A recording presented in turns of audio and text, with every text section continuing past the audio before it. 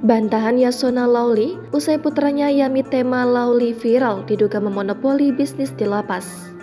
Menteri Hukum dan Hak Asasi Manusia Yasona Lawli akhirnya memberikan klarifikasi soal anaknya Yamitema Lawli disebut-sebut terlibat monopoli bisnis di lapas.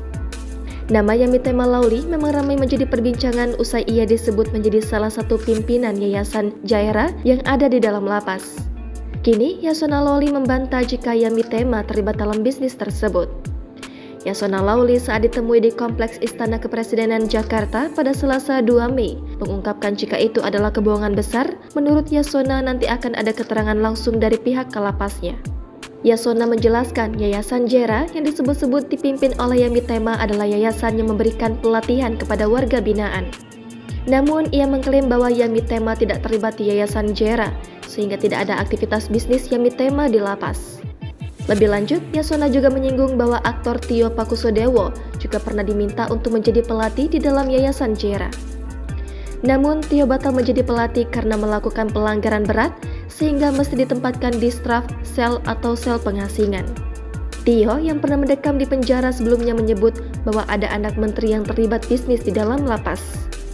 Sebelumnya, nama Yamitema Lawli, putra dari Menkumham Yasona Lawli, kini tengah ramai menjadi perhatian publik. Hal tersebut tak lepas usai Yamitema Lawli disebut merupakan sosok yang ada di balik monopoli bisnis di lapas.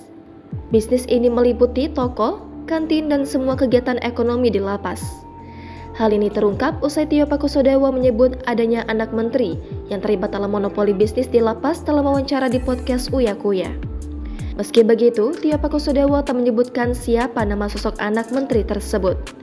Tio hanya menyebutkan jika sosok anak menteri inilah yang paling banyak berkuasa di beberapa penjara, bukan hanya di LP Cipinang.